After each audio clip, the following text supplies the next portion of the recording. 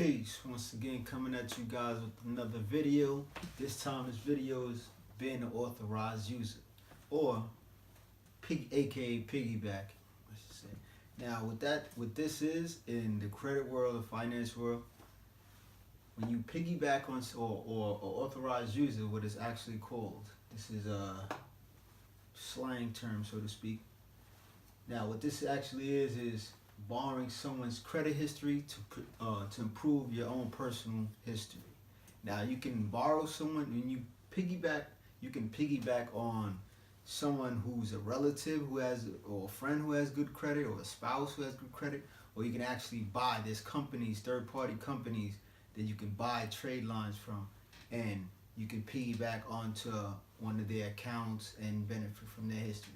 Now, in a situation where you're piggybacking, whether you're being the one to piggyback on someone's credit, or you're allowing someone to piggyback on your own credit, trust is a major key here. Trust is a very important issue on anything, but right here, because you don't want to, if you've established yourself, right, to have good credit, and your payment history is good, you have a nice mix of accounts on your credit profile, your strong profile, strong score.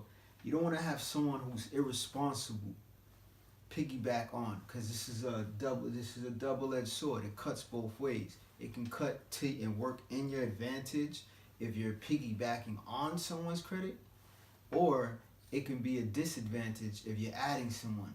Because if you're adding someone who has a history of late payments, high credit utilization, all these different things, they're irresponsible. Now you take on their history.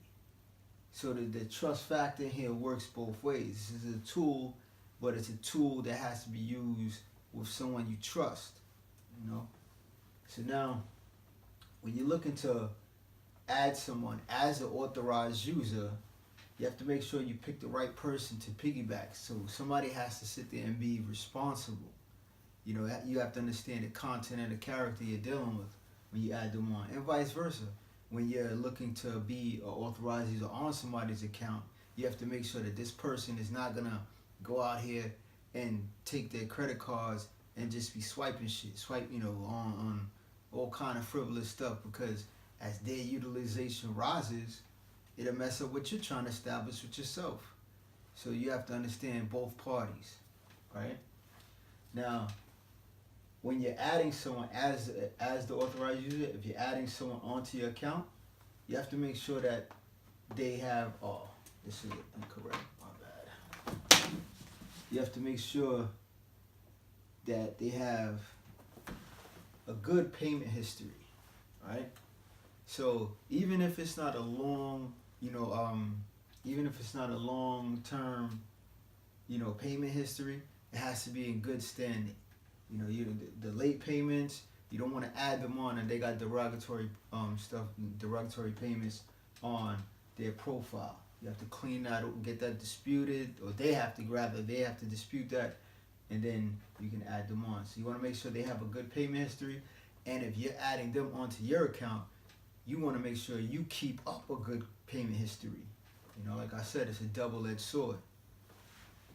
Now, low utilization. If you're adding someone on, if you're the authorized user adding someone to your account, to your card, you have to make sure that on their cards that they have a low utilization.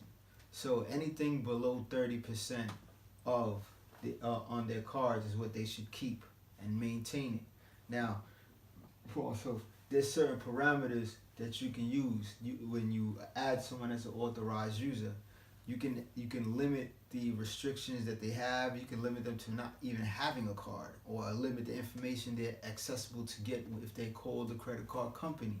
So there's all kind of security measures that you can put in place for yourself, which I would suggest so, because if they're looking to benefit from your history, that's all they need. So you have to think about your position as well. Now, also, if you're the one who's piggybacking, you have to make sure that the person who you're piggybacking on they keep a low utilization, because you don't want to mess up what you're trying to sit here and establish. Because as soon as it becomes pointless if that's not the case. Remember, trust is a key factor here.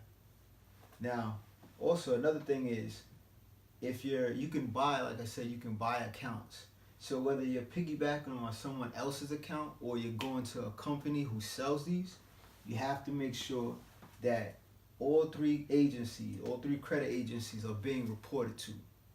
So the three agencies are Experian, Equifax, TransUnion, for those who don't know.